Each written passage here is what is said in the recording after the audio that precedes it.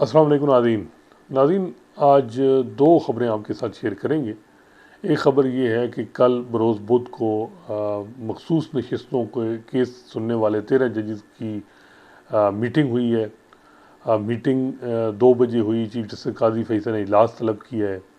जैसा कि आपको मालूम है कि फुल कोर्ट ने मखसूस नशिस्तों के हवाले से जजमेंट महफूज किया हुआ है। जजमेंट अनाउंस नहीं हो रहा, ऐसा बज़ाहिर ये लग रहा है कि ये जजमेंट, ये केस जो है, पहले इसको लेट किया गया। पहले कहा गया कि 2 दिन में केस कंक्लूड हो जाएगी हियरिंग।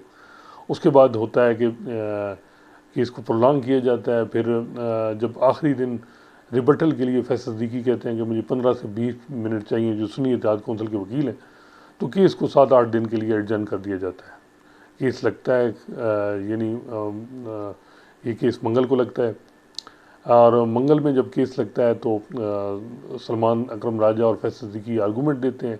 उसके बाद जस्टिस काजी फैसा जजमेंट रिजर्व करते हैं। जस्टिस मुनीब अख्तर जो है वो उनको कान में कुछ बात करते हैं। बज़ाहिर ये लग रहा है कि वो यही कह रहे हैं कि जजमेंट हम बात कर लेते हैं और अनाउंस कर लें।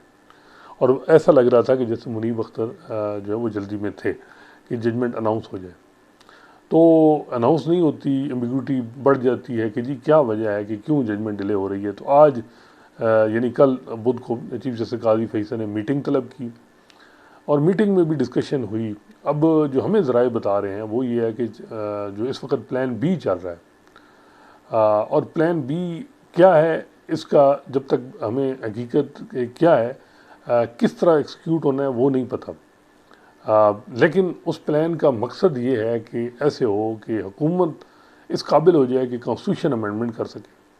और आपको जैसे कि मैंने पिछले प्रोग्राम में बता दिया है कि हुकूमत ने जो लुक्रेटिव ऑफ़र जजेस को दी है कि 3-3 साल आपका टेनोर बढ़ाया जाएगा, जिसके 65 साल सुप्रीम कोर्ट का जज रिटायर होगा तो वो 68 में होगा, और हाई कोर्ट का 62 के बजाय 65 पे होगा। इतनी बड़ी अच्छी लुक्रेटिव ऑफ़र दी गई है।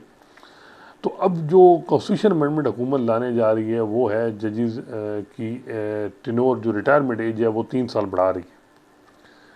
और मेन मकसद उनका ये है कि जो मौजूदा चीफ जस्टिस काजी फैसा हैं, जिनके साथ लाइन और length election commission, chief justice Qazi Faez, superior बार, ये एक पेज पे हैं। तो मेरा ख्याल है कि हुकूमत को ये है कि चीफ जस्टिस काजी फैसा की जो है वो इस सिस्टम की कंटिन्यूटी के लिए बड़े ज़रूरी हैं।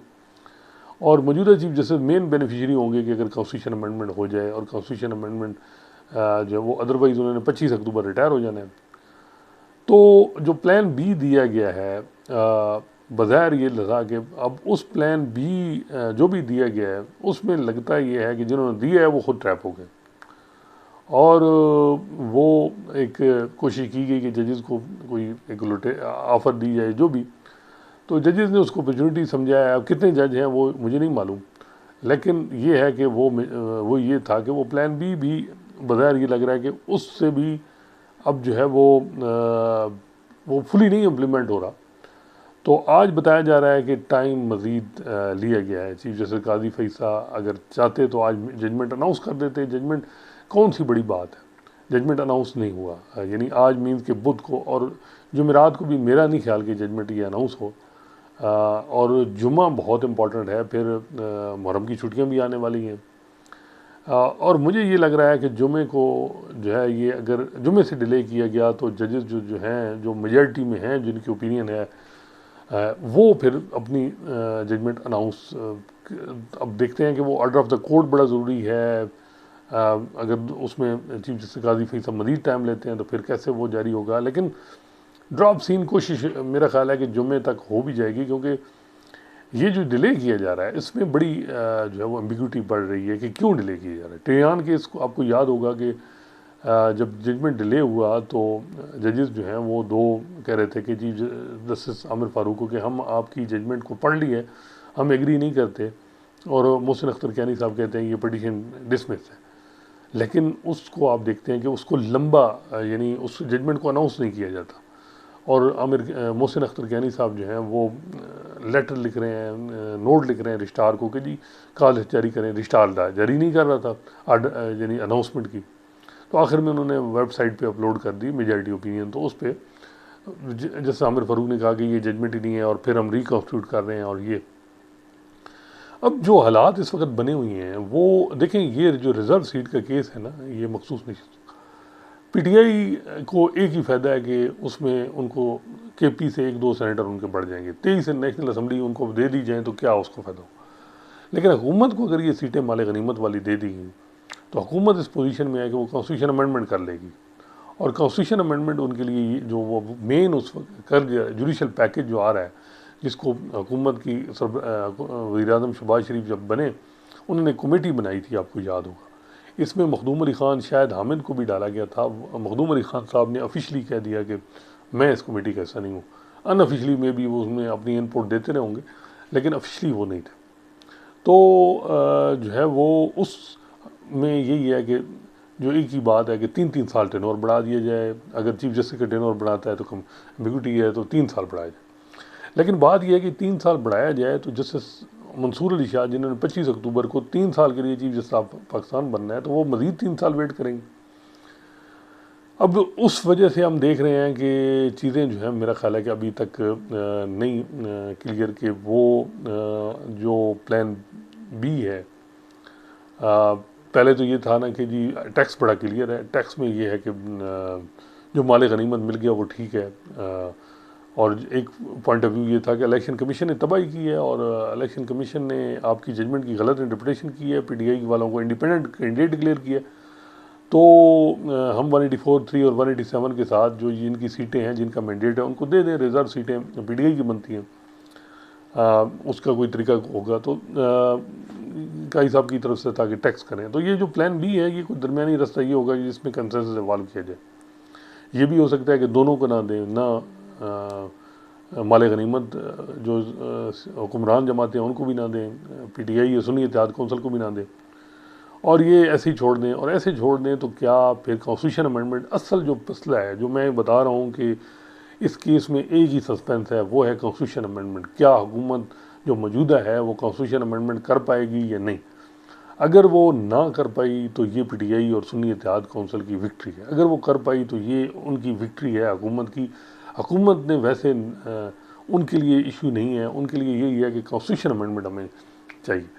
अब उस पर काम जारी है, उस पर बताया जा रहा है कि सारा इस वक्त जो अंदर जुडिशल पॉलिटिक्स भी अब इन्वॉल्व हो गई है, जजेस की कुछ इंटरेस्ट हैं, कुछ बेनिफिशरी होंगे, कुछ एग्रीव्ड होंगे। मैं समझता हूँ कि जो है वो अगर आपने कॉन्स्टिट्यूशन अमेंडमेंट अलाउ की, एक ऐसी हुकूमत जो मिनॉरिटी में थी या सादा थी उनके पास, उनको आप कॉन्स्टिट्यूशन अमेंडमेंट के लिए इतनी एम्पावर कर रहे हैं, तो फिर आप क्या मैसेज, यानी वो आप और वो सुप्रीम कोर्ट में फ़र्क क्या है जिसने मार्शल लॉ और मिलिट्री डिक्टेटर्स को 3-3 साल दिए और उनको कहा कि आइन भी अमेंड कर लें। ये भी हो सकता है कि जो है वो पार्लियामेंट को एक कहा जाए कि जी जो है वो आप यानी इस हवाले से अमेंडमेंट करें कि ये पीटीआई को मिल जाए, और फिर उसमें जुडिशल पैकेज पीटीआई के साथ भी बार्गेनिंग हो कि जी 3-3 साल जजेस का टेनोर बढ़ाया जाए। लेकिन जस्टिस काजी फैसल और पीटीआई में बहुत सख्त क्लैश चल रहा है, ना पीटीआई पीछे हट रही है, ना जस्टिस काजी फैसल हट रहे हैं। दोनों में शदीद जो है वो इस वक्त जो है वो एक अफसोसनाक सूरत हाल है। और मैंने ये अफसोसनाक सूरत हाल जो है ना, ये पहली दफ़ा नहीं देखी। मेरी याद में पीपल्स पार्टी और इफ्तिखार चौधरी का क्लैश था। इफ्तिखार चौधरी साहब भी पीपल्स पार्टी को उन्होंने कसर नहीं छोड़ी ख़त्म करने की, यानी रिमास में करप्शन ये वो जो भी। उसके बाद जो है वो नून लीग को साकिब निसार ने नहीं छोड़ा। आखिरी साल जो उन्होंने जिस तरह चीज़ों को चलाया, बज़ाहिर लग रहा था कि टारगेटेड काम हो रहा था।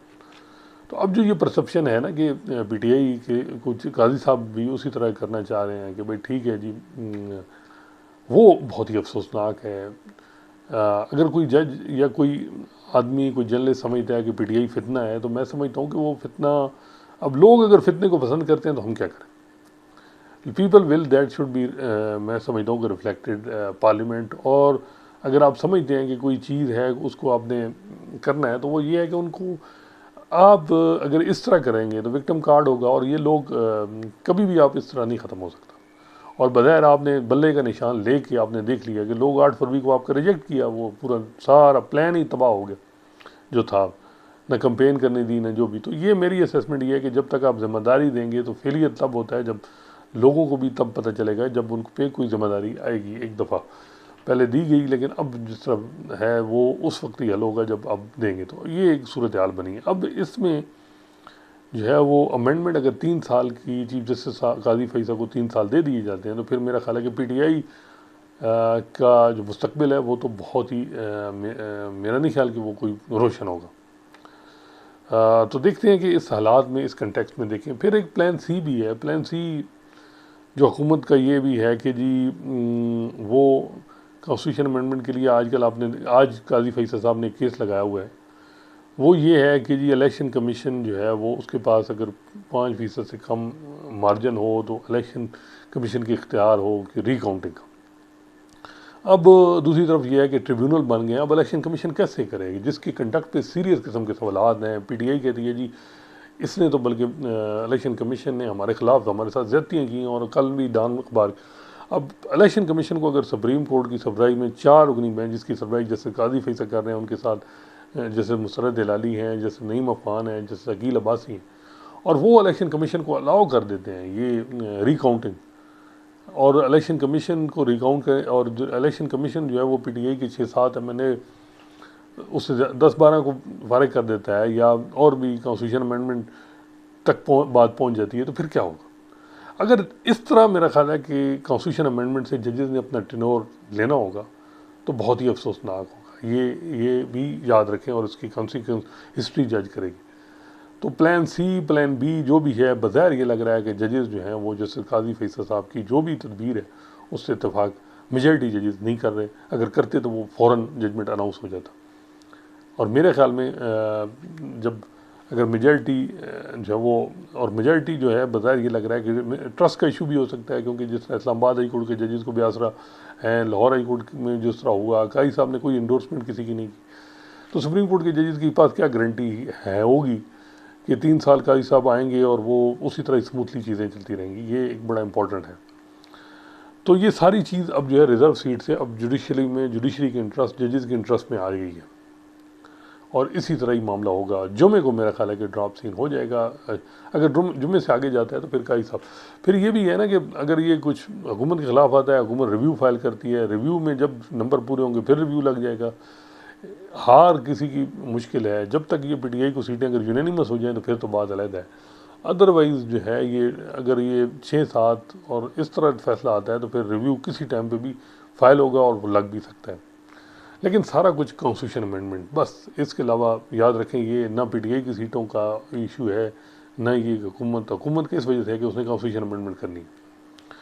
दूसरा मौजू था वो जो हम बात करते हैं सियासी केसेस के हवाले से, और एक बड़ी अफसोसनाक आज मैं देख रहा था कि सुप्रीम कोर्ट से एक सप्लीमेंट्री कॉल लिस्ट जारी होती और उस सप्लीमेंट्री कॉल लिस्ट में 45 केस जो है वो फिक्स होते हैं 3 रुकनी बेंच के सामने। जैसे जमाल मंदोखेल उस बेंच को सबराई कर रहे हैं, जैसे आयशा मलिक हैं और जैसे गलबन हसन रिजवी हैं, या जैसे मलिक शहजाद साहब हैं। मेरे ख्याल जैसे मतलब 3 जजेस का ये बेंच है। मंदोखेल साहब ये जो हैं ये क्रिमिनल केसेस सुन रहे हैं, जेल पिटीशन सुन रहे हैं। ये जो 45 केसेस थे इनमें मैं देख रहा था कि ये इन्फ्रक्चुअस हो गए। ये जेल पिटीशन थी, इन्फ्रक्चुअस इस वजह से हो गई कि ये जेल पिटीशन सुप्रीम कोर्ट में दायर हुई कोई 2016 में, 2017 में, 2018 में।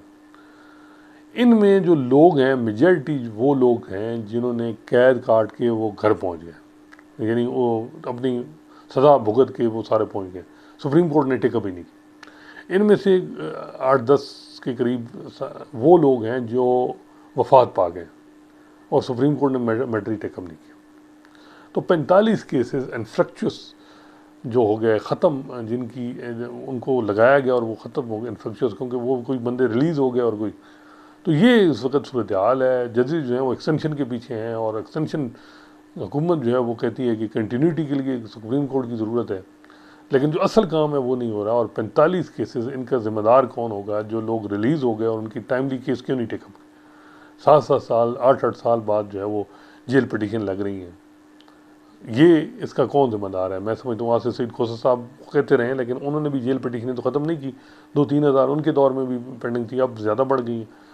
उमर अता बंदयाल साहब हो गए, गुलजार अहमद हो गए, ये सारे जो वो साकिब निसार हो गए। इन्होंने जेल पिटीशन या कोई स्ट्रेटजी इवाल्व नहीं की। इवन कादी फैसल साहब जो हैं वो अब इनको ख्याल आया पहले जेल क्रिमिनल लॉ एक्सपर्ट जज जो है वो था ही नहीं, अब चले फिर कहा गया कि जी मंदोखेर साहब हैं और बेंच दिया गया। पहले तो बेंच स्पेशल था ही नहीं जो क्रिमिनल केसेस में।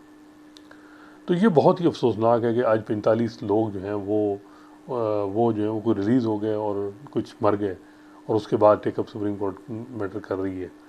और ऐसे कई केस होंगे, अभी में भी रोज़ लगेंगे। तो नंबर तो पेंडेंसी कम होगी, लेकिन पेंडेंसी इसका क्या फ़ायदा कि जब इंफ्रक्चस होके ये होंगे। तो ये इस वक्त तक सूरत हाल है। देखते हैं कि कल का दिन भी बहुत इंपॉर्टेंट है। लेकिन वैसे ये बात है, मेजॉरिटी जिस दिन एक राय ये भी है कि काजी फैसल साहब के पास अगर कल भी आ गई तो कल शाम को भी जजमेंट अनाउंस हो जाएगा और प्लान बी एग्जीक्यूट हो गया। और नहीं हुआ तो ये है कि फिर बज़ाहिर ये लग रहा है कि दूसरी साइड जो है वो पीटीआई को दे सकती है सीटें, और बज़ाहिर ये लग रहा है कि वो मेजॉरिटी में है। अब देखते हैं कि क्या सूरत हाल बनती है। काजी साहब पे वैसे होनी चाहिए बात कि वो अनाउंसमेंट क्यों नहीं कर रहे हैं, वजह क्या है, किस वजह से वो इस चीज़ों को डिले किया जा रहा है और उससे एम्बिग्यूटी मज़ीद बढ़ रही है। इंशाल्लाह नए मौजू के साथ आपकी खिदमत में हाज़िर होंगे। अल्लाह हाफ़िज़।